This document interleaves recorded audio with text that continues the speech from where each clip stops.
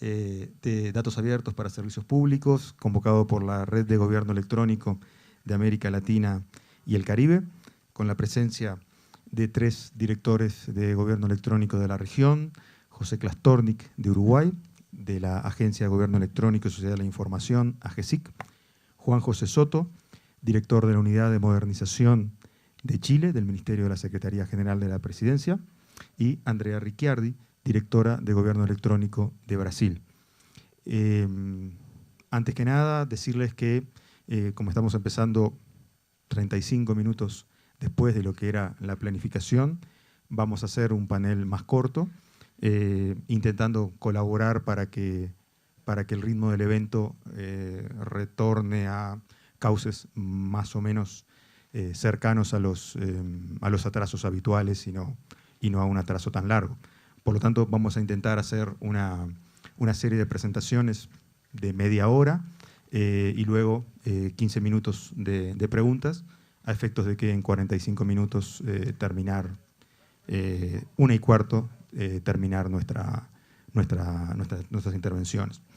La Red de Gobierno Electrónico de América Latina y el Caribe nuclea a las agencias de gobierno electrónico de los 34 países miembros de la OEA, cumple 10 años en este 2014, tiene como organismos impulsores, además de la Organización de los Estados Americanos, OEA, al Banco Interamericano de Desarrollo y al Centro de Investigaciones para el Desarrollo de Canadá. Y cuando nos invitaron gentilmente del Gobierno de México para realizar un panel en esta instancia de la segunda conferencia de datos abiertos, pensamos que podía ser de interés para todos los aquí presentes invitar a 3 de nuestros integrantes, a 3 de los países líderes de la región, no solo ya en datos abiertos, sino en gobierno electrónico en líneas generales. Para empezar, desde mi izquierda, Uruguay, como ustedes saben, en el momento actual es el país que lidera el ranking de Naciones Unidas de gobierno electrónico en América Latina y el Caribe. Es el tercer país a nivel mundial en los índices de e-participación, un asunto muy ligado al tema datos abiertos. Chile es uno de los países que lideró la entrada de América Latina al gobierno electrónico, al gobierno digital. De hecho, Red GEALC nace en Chile, por lo tanto es una experiencia de mucha riqueza para poder conocer. Y en el caso de Brasil, un país continente, al igual que México, con un liderazgo muy importante en términos de todo aquello que implica la participación ciudadana en la vinculación con el gobierno, el desarrollo de comunidades tanto de desarrolladores, vinculación con la academia, como puede ser en los temas de software público y en los temas de datos abiertos. Así que pensamos que es un panorama que les puede mostrar los países líderes de la región, y esperamos que les sea de utilidad. A mí me gustaría comenzar en el orden alfabético inverso, a efectos de que Uruguay no esté siempre a la cola y que por lo tanto alguna vez le toque inaugurar. Así que con mucho gusto cedo la palabra a José Klastornik, uno de los referentes de la Red GEALC, con ¿cuántos? 6 años ya al frente de AGESIC. 7 años al frente de AGESIC, y referencia de sus colegas en muchos aspectos de gobierno electrónico. Adelante, José. Hola, buenos días a todos, supongo. ¿Comió alguien? No, todavía no. El atraso en el cronograma nos separa un poquito de eso. No tenemos un marco, una pregunta, digamos, tipo, pero creo que básicamente es hablar de cómo se define la estrategia en el país. Y creo que lo primero, para hablar un poco de cómo surge en Uruguay, es que no surge por un problema específico, surge por una estrategia de buenas prácticas. Yo me acuerdo que cuando conformamos en Uruguay el tema de acceso a la información pública, todo el marco legal e institucional, y discutiéndolo con referentes como el IFAI aquí, comentábamos que no surgió porque tuviésemos un problema de una situación específica de corrupción, por ejemplo, sino que surgió porque entendíamos el acceso a la información pública como una buena práctica de gobierno, como una forma de fortalecimiento democrático. Y lo mismo, si se quiere, fue pasando con los temas de protección de datos, con la disponibilidad de datos, y en definitiva con el salir de una política de datos públicos a una política de datos abiertos. Fuimos viendo el tema de forma natural, fuimos generando marcos legales institucionales, y cuando empezó a aparecer todo el marco teórico, todo el marco, digamos, toda la tendencia mundial hacia temas como datos abiertos o gobierno abierto, muchísimas de las cosas ya estaban encaminadas. Y lo hicimos de una forma siguiendo también un patrón que en AGESIC hicimos para otras cosas, que fue establecer una estrategia a mediano y largo plazo, generar una plataforma, digamos, para viabilizar el tema y tener acciones concretas para incorporar a los distintos actores a eso. Nuestra historia un poco del desarrollo de estrategias es una estrategia participativa, no es desde uno parado en el Olimpo definiendo cosas, sino que se trabaja con todos, o por lo menos todos los que sabemos que están en el tema. Los círculos después se van ampliando. Y básicamente tenemos dos formas de trabajo. Una forma de trabajo es por la vía de un consejo consultivo o un grupo de trabajo. En este caso tenemos un grupo de trabajo con actores de la sociedad civil y de gobierno. Y hicimos mesas de trabajo para involucrar a otros actores, digamos, para que generasen opinión. Y a partir de ahí se genera un poco la estrategia, y dentro de esa estrategia lo que definimos fue generar una plataforma, la plataforma donde se publicaron los datos. Fue la primera plataforma que tuvimos en la región. La tenemos como datos.gu.ui. Pero también instrumentamos elementos para esa plataforma. Por ejemplo, cuando uno visualiza, nosotros tenemos modelados como deben ser los portales. Dentro del modelo de portales se estableció que teníamos que tener un lugar para los datos abiertos. O sea, todo sitio web del Estado debe tener un lugar donde estén expuestos los datos. Se trabajaron en los modelos de cómo se debe generar los datos abiertos dentro de cada institución.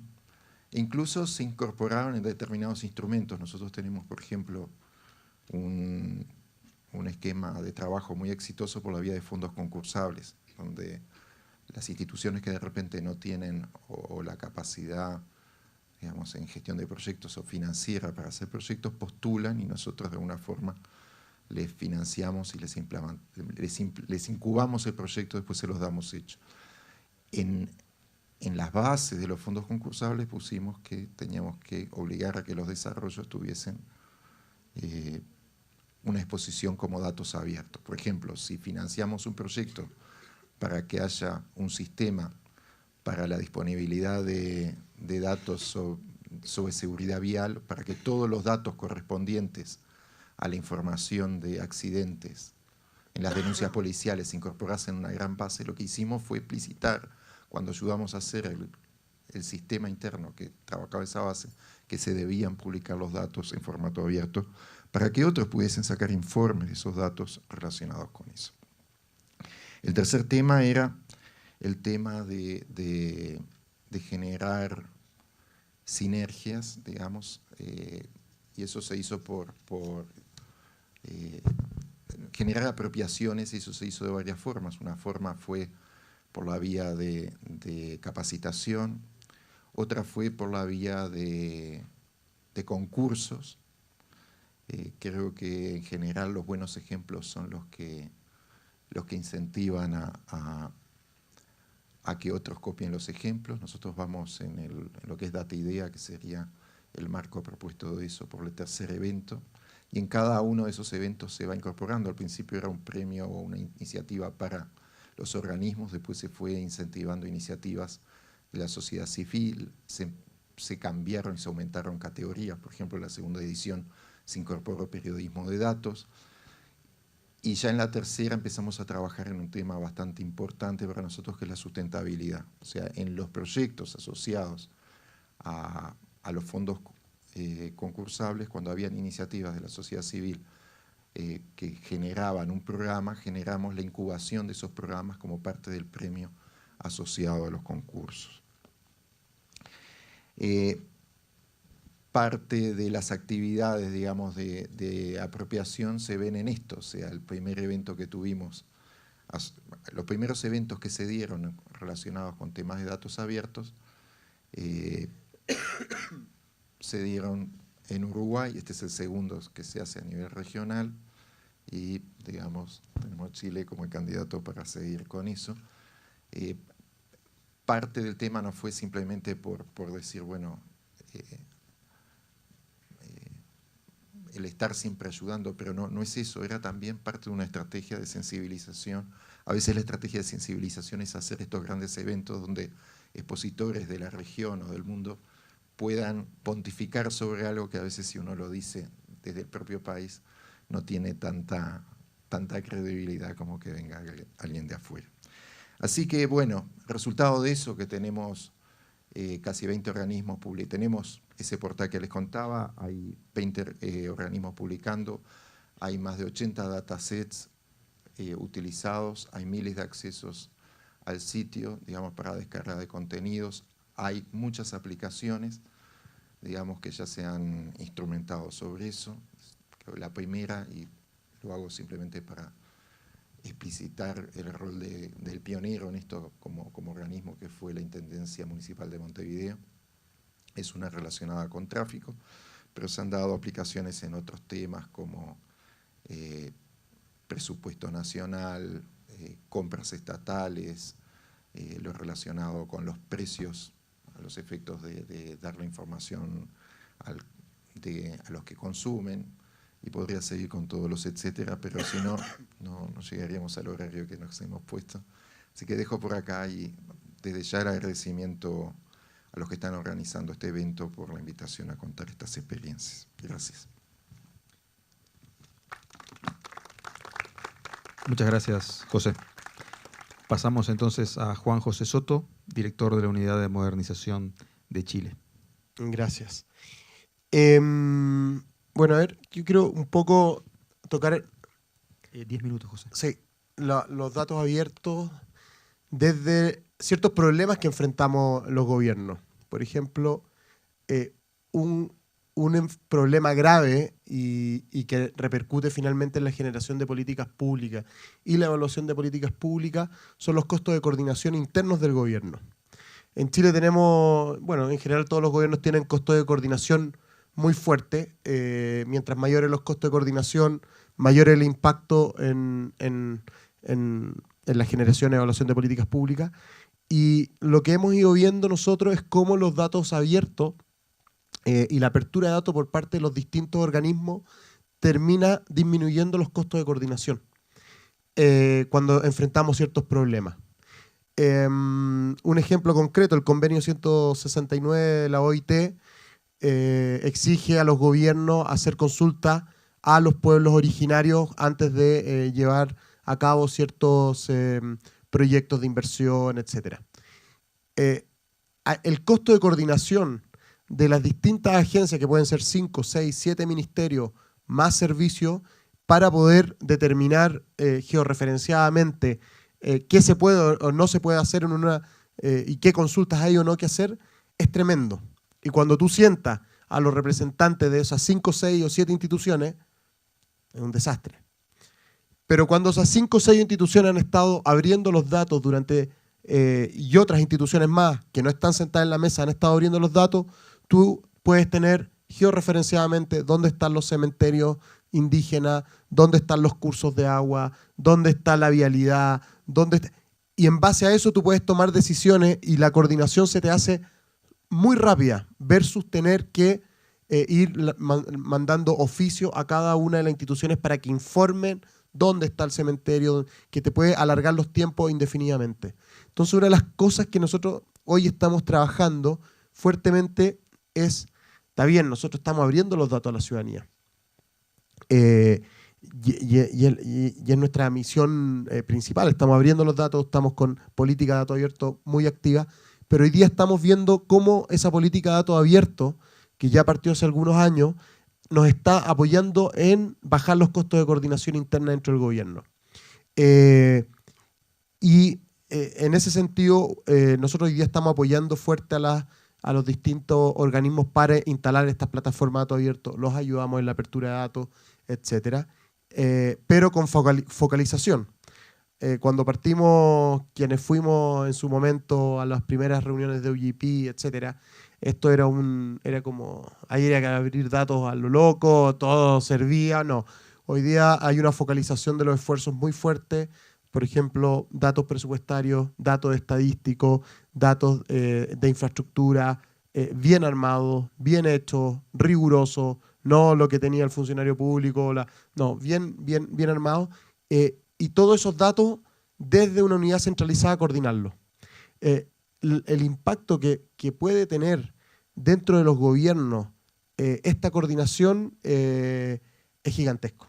Y yo creo que nos ha hecho falta un poco más de discusión de cómo la apertura de datos apoya a los gobiernos en su gestión interna. Y ese es un tema que tenemos que empezar a discutir con mayor... y qué herramientas podemos generar para disminuir estos costos de coordinación interna que finalmente repercuten en mejores servicios para la ciudadanía. Otro tema que ha sido clave en la apertura de datos abiertos ha sido el apoyo de la ciudadanía en enfrentar ciertos problemas públicos a partir de los datos abiertos. Y quiero dar dos ejemplos. En Chile nosotros tenemos farmacias de turno. Son esas farmacias que no pueden cerrar en toda la noche, porque la gente puede querer ir. Sin embargo, hay farmacias que cierran. El costo de fiscalizar a las 3 de la mañana qué farmacia está abierta o qué farmacia está cerrada es gigantesco. Tú requieres fiscalizadores dando vuelta por Santiago y viendo cualquier ciudad de Chile, son miles de farmacias, y viendo si están abiertas o cerradas. El problema es que el tipo que llega, el consumidor, en medio de la noche, que requiere un medicamento y está cerrada la farmacia de turno, es muy fuerte el impacto. Simplemente abriendo la plataforma, abriendo georreferenciadamente todas las farmacias de turno, las que tienen que estar abiertas por día, se creó una aplicación donde la gente, si llega a ver cerrada una, le saca la foto y envía la denuncia. El ahorro de costos que ha tenido en materia de fiscalización al dar la fiscalización a la misma ciudadanía simplemente por la apertura de la base de datos de farmacias de turno ha sido muy grande. Lo mismo ha ocurrido con los cajeros. Ahora justamente se está el mismo problema con los cajeros bancarios donde se saca plata, que muchas veces no tienen dinero, la fiscalización de eso, de manera de crowdsourcing fiscalizador. Y eso tiene que ver con datos abiertos, tiene que ver con apertura de datos y colaboración con la ciudadanía. Y para terminar, cuando se habla de gobierno abierto, nosotros una de las cosas que lo que se trata de hacer en general los países es tomar elementos de gobierno abierto y esos elementos llevarlo a la burocracia o a la institucionalidad que existe. Entonces, colaboración, bueno, ¿cómo uso colaboración en los distintos ministerios? ¿Cómo abro datos en los distintos ministerios? Pero hoy día uno de los desafíos es cómo creamos instituciones basadas en gobierno abierto. Que la nueva institucionalidad que tenemos que ir creando sea basada en gobierno abierto. Y uno de los, este es un experimento que estamos haciendo, pero un experimento que lo estamos haciendo como un buen presupuesto, tiene alrededor de $5 millones de presupuesto, y que está partiendo ahora el 2015, es un laboratorio de gobierno que básicamente toda su filosofía se basa en colaboración con la ciudadanía, en apertura, en apertura de datos, en transparencia y en participación ciudadana para resolver problemas de carácter público. Y el laboratorio de gobierno tiene que ver con romper los paradigmas en los cuales los funcionarios públicos son aquellos que tienen la capacidad de generar toda la solución, sino que reconocer que muchas veces los gobiernos van más lentos que lo que va el mercado, los emprendedores, la academia, los profesores, y cómo podemos facilitar institucionalmente los canales de comunicación y de trabajo para generar solución a problemas públicos que a veces urgen.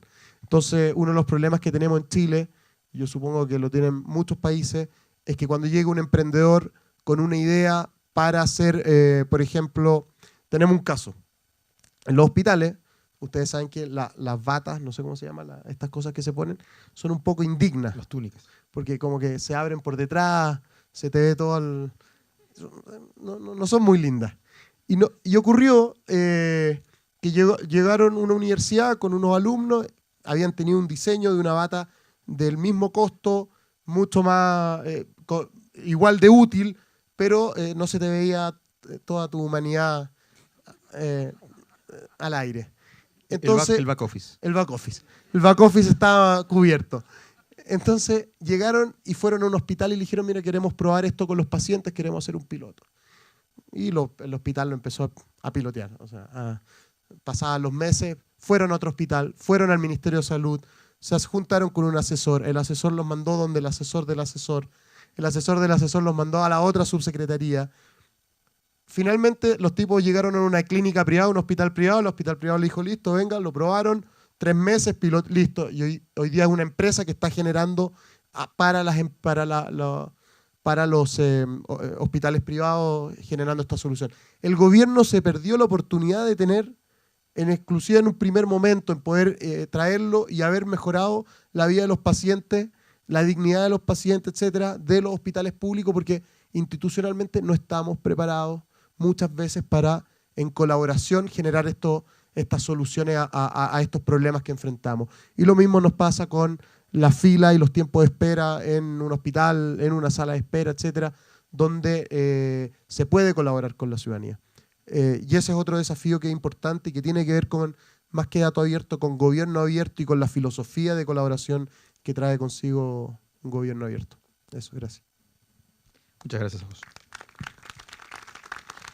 Muchas gracias, Juan José, y gracias también a ambos por atenderse a los 10 minutos.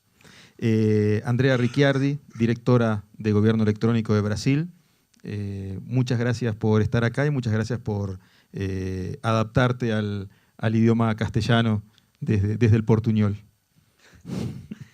Então, nesse sentido, eu vou primeiro pedir desculpas, porque vou precisar falar em português, mas vou falar bem devagar, que acredito que vamos nos entender.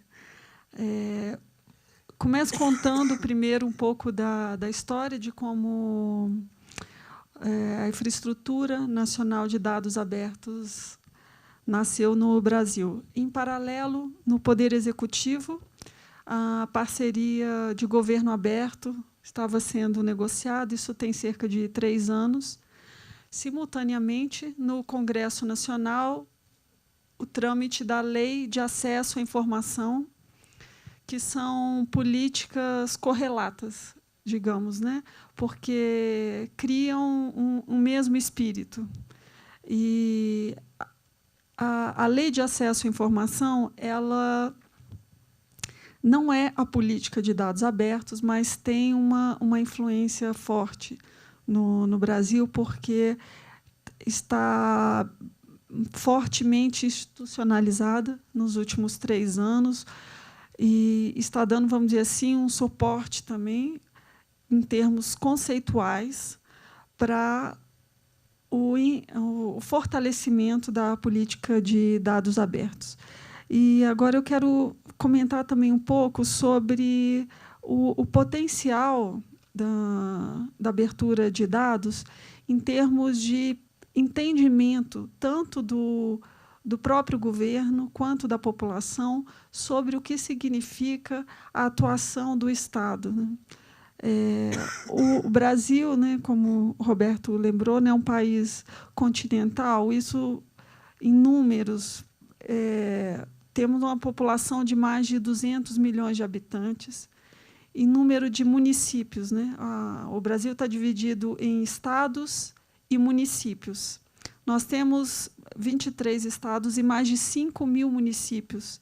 Então, a gestão e a coordenação tem um grau de complexidade que nos coloca desafios tremendos.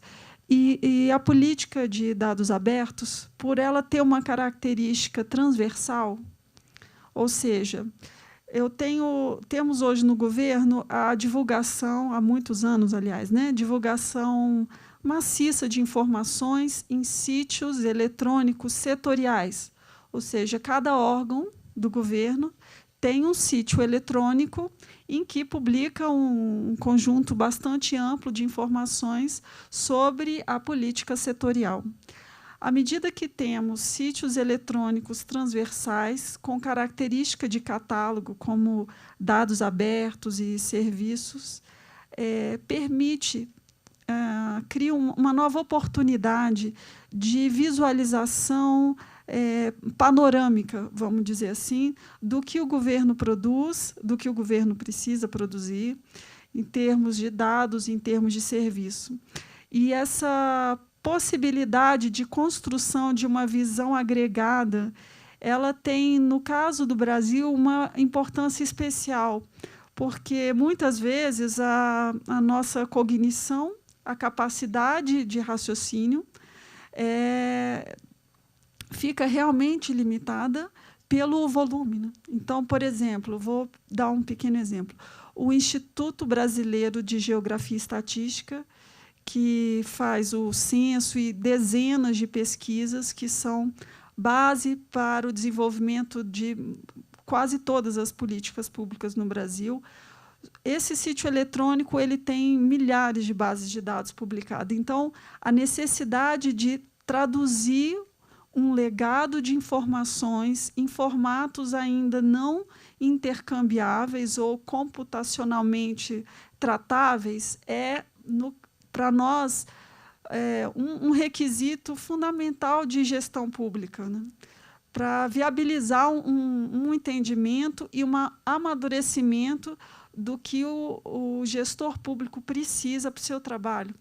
Ou seja, as políticas públicas estão cada vez mais dependentes de um entendimento intersetorial para aprimorar. Então, eu vou dar um exemplo agora, inclusive compartilhando com vocês a notícia desse ano, que, nos últimos 10 anos, o governo brasileiro fez uma escolha política de priorizar o combate à fome e o Brasil, agora, em 2014, foi declarado como fora do mapa mundial da fome. Nós conseguimos reduzir... Fome? Hambre. Graças. Hambre. Então, estamos fora do mapa da hambre. Reduzimos a menos de 2% da população em situação de insegurança alimentar.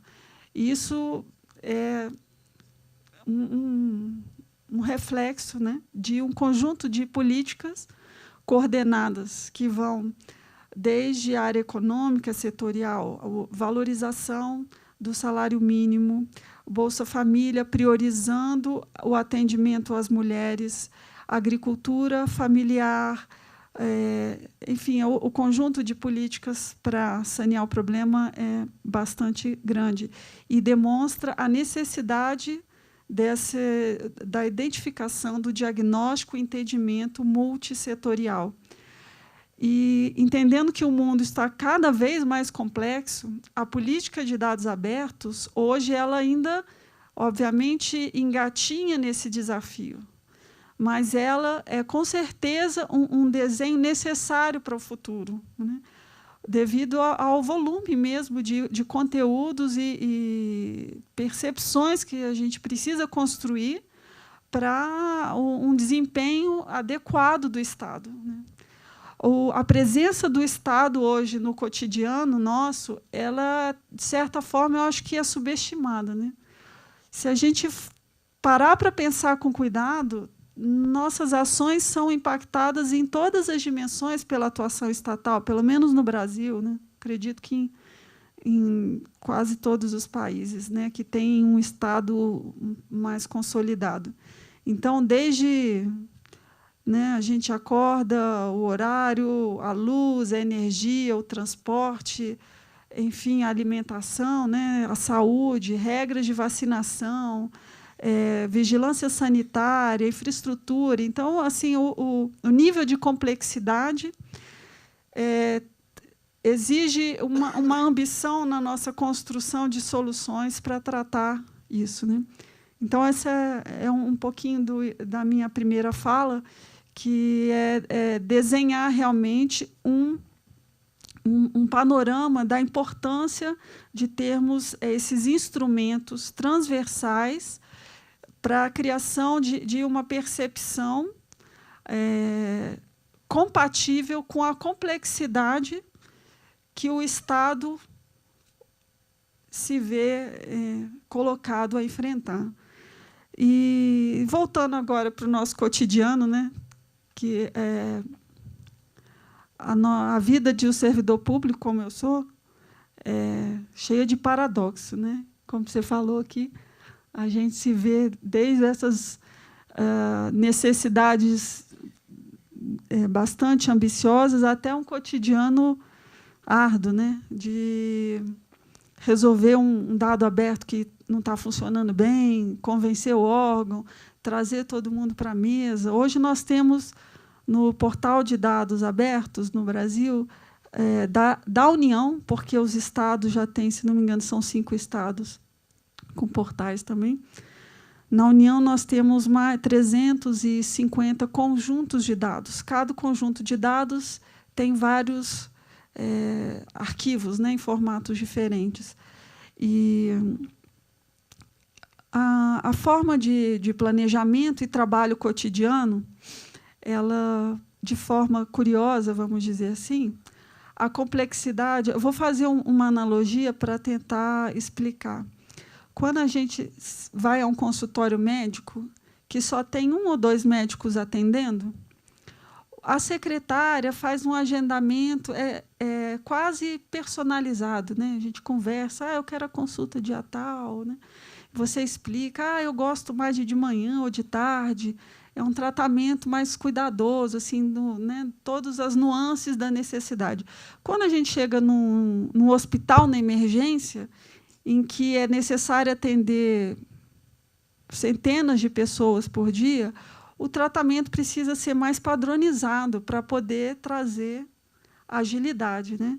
Então, essa é um raciocínio que ele no Brasil traz uma analogia na nossa questão de planejamento, né?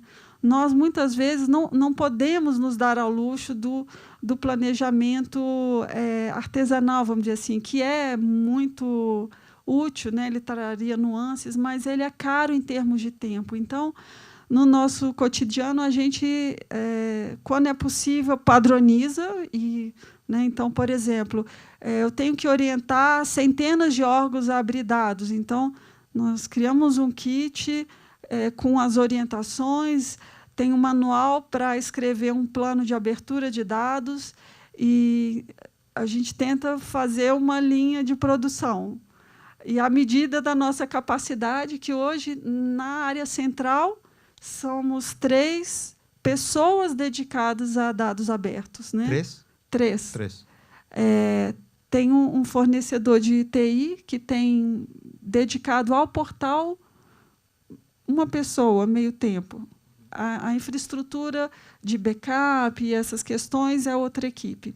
Mas, dar suporte, orientar o órgão, são 3 pessoas. Então, a gente oscila no cotidiano essa realidade. Assim, né? Eu tenho que fazer uma logística de série, mas, muitas vezes, o órgão não está em condições de ser atendido com essa... Ele precisa, às vezes, do tratamento personalizado. Então, enfim, a gente vai lidando com o desenvolvimento ágil. Né? Tem muita gente da área de desenvolvimento aqui, imagino. Né? Então, trazendo a analogia também de metodologia, né? A gente planeja usando a metodologia ágil. Então, vai se adaptando no cotidiano e aprimorando o raciocínio. E é mais ou menos isso. Deixa eu conferir meu tempo, ainda tem mais um tempinho. Ótimo. Em relação a serviços públicos, né, que é uma da... Oi? Ok. Então, em relação a serviços públicos, eu acredito que a correlação direta dados abertos e serviço, ela ainda não tem uma relação tão imediata, né? A gente tem o portal de serviço, que ele é muito mais visitado, inclusive, do que dados abertos. O primeiro assunto mais pesquisado em serviço público é educação, disparado assim. Os serviços do Ministério da Educação são os mais procurados, e eu acho que é um amadurecimento. À medida que consigamos ter essa coordenação de visões em termos de dados, isso vai refletir, com certeza, no aprimoramento dos serviços, mas é um processo de criação. Eu pedi só para colocar o portal, porque, se alguém quiser conhecer, para poder lembrar o endereço e vencer os meus 10 minutos. Obrigado. Muchas gracias, Andrea.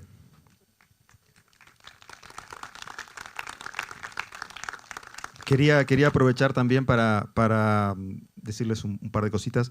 En primer lugar, tenemos entre el público a varios miembros de la red GEALC, como por ejemplo el director de Gobierno Electrónico de Costa Rica, gente de los equipos de Gobierno Electrónico de Perú, Guatemala, Bolivia, y nuestros colegas de CEPAL. Así que, bueno, gracias por acompañarnos. También veo gente de AGESIC que está siguiendo atentamente la presentación de Glastornik, y del gobierno de Chile, me imagino también Natalia de estar por acá. Y quería agradecer a Steve Greiner de la OEA, que tendría que haber estado aquí en el panel, y que gentilmente nos dijo que prefería no hablar para que los países tuvieran más tiempo para exponer sus casos. Así que, bueno, gracias, Steve, por permitirnos que haya un poquito más de tiempo para los países.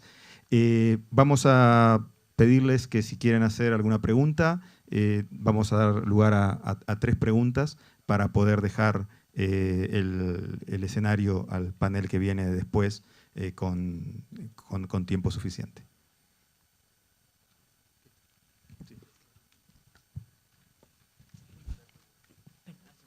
Buenas tardes. Mi pregunta solo es si hay alguna diferencia entre datos abiertos y datos públicos, o es un sinónimo. Eu vou falar, pelo menos no Brasil. Sim, há uma diferença. Dados abertos têm um conceito técnico envolvido, que, aliás, para quem não conheceu, não leu ainda a área, às vezes passa desapercebido.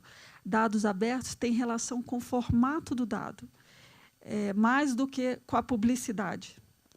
Ele está público, mas ele tem que estar público num formato tratável por máquina, ou seja, um sistema tem que poder ler. Dificilmente um software vai ler um PDF, por exemplo. Então, para ele, precisa estar num formato legível por máquina e localizável por os sistemas de busca. Então, é o requisito mínimo. Dado público é uma expressão mais ampla de publicização da informação. Se alguém quiser comentar.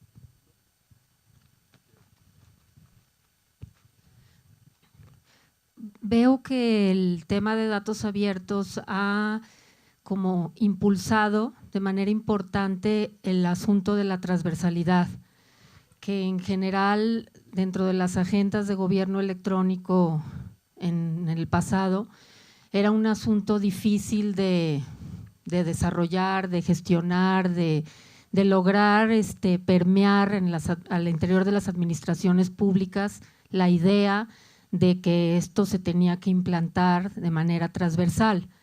Pero dados los 3 casos que ustedes presentaron, al parecer enfatizan ese tema.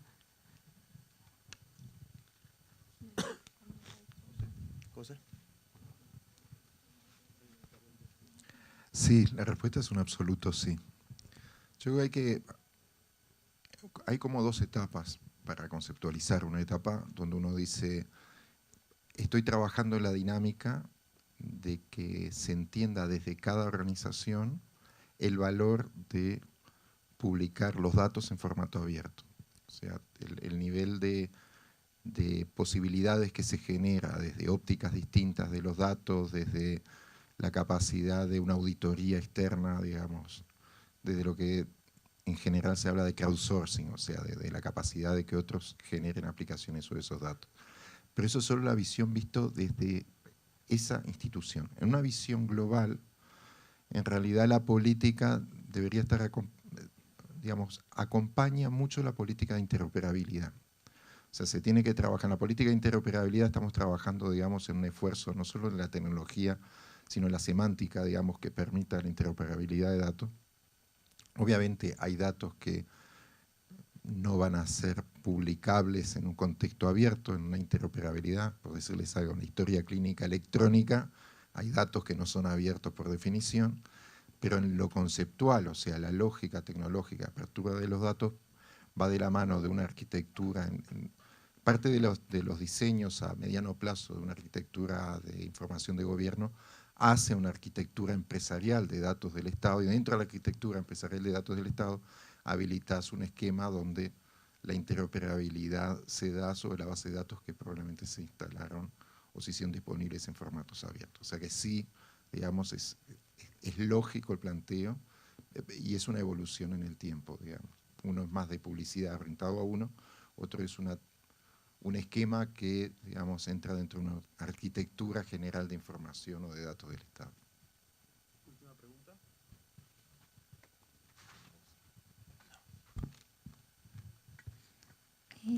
Muchas felicidades, mi nombre es Corina Velázquez.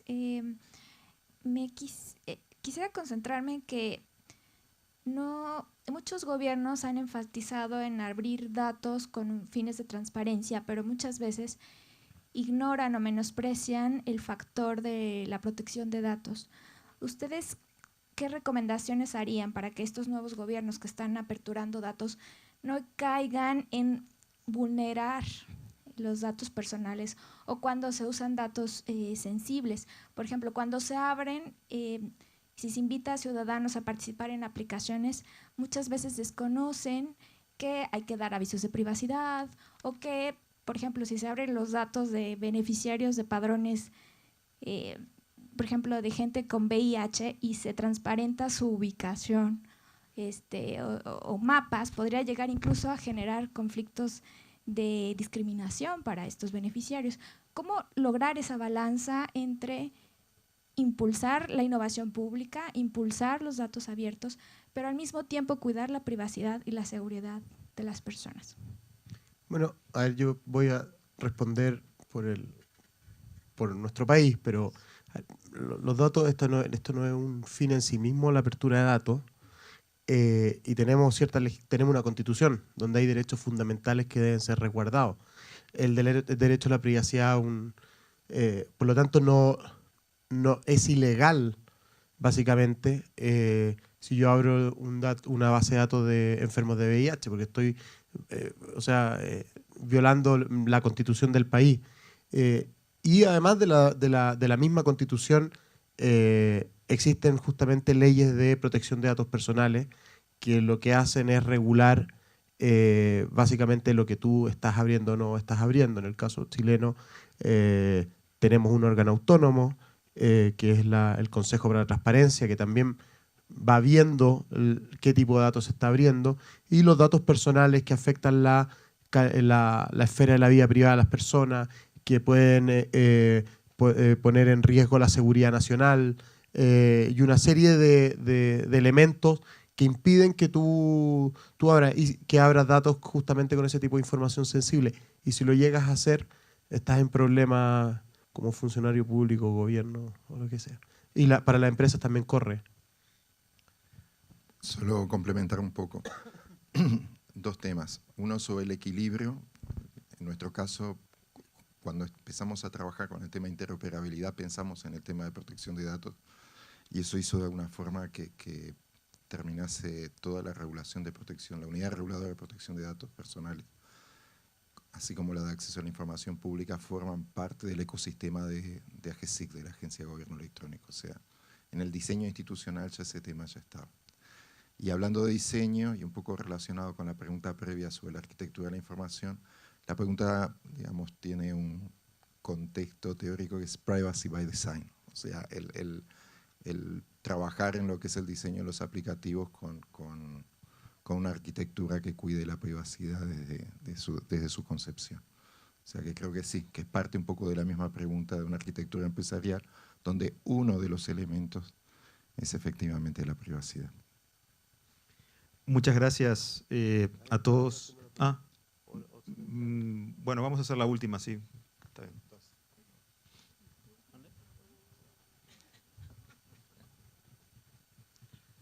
Gracias, Roberto. Nada más para abonar un poco en el tema de José.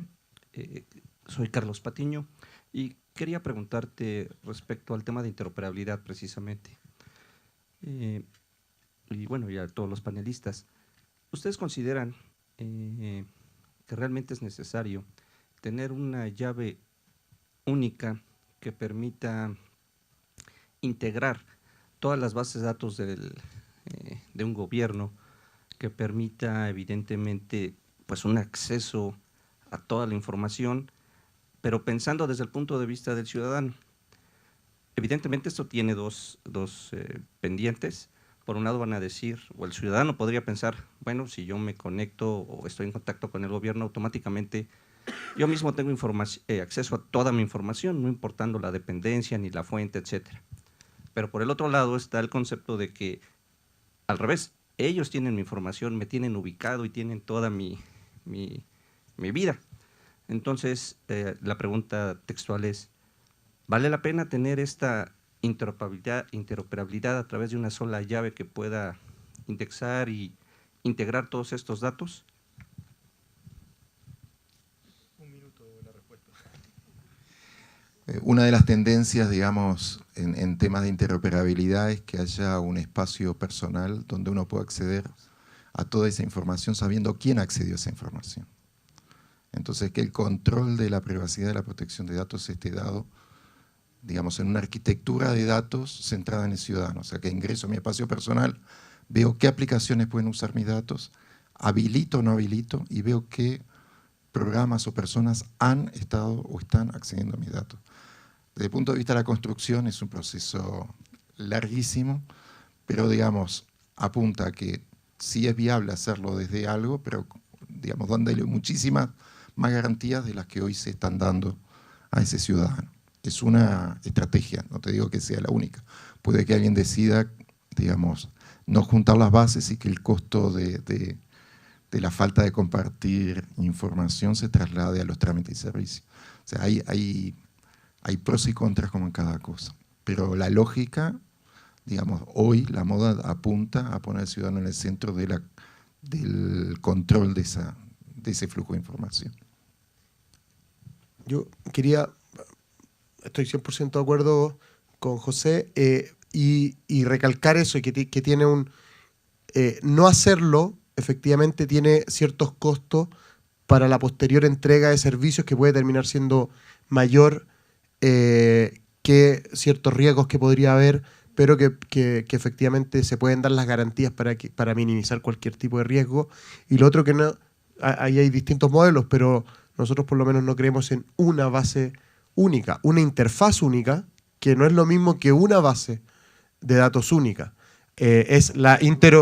Exactamente, es la interconexión de bases de datos, pero que el ciudadano se enfrente a una sola interfaz, que es un poco distinto que hablar de una base de datos única. Bueno, ahora sí, muchas gracias a los panelistas por haberse atenido al tiempo. Muchas gracias a todos ustedes. Disculpas por no poder tener más preguntas. Decirles que si ingresan a redgealc.net podrán tener los links a todos los portales de datos abiertos de estos 3 países y de la región. Y si utilizan también desde redgeal.net la página, la dirección de mail de contacto, pueden enviar preguntas que hayan quedado en el tintero, que con gusto se las trasladaremos a los panelistas de hoy. Muchas gracias.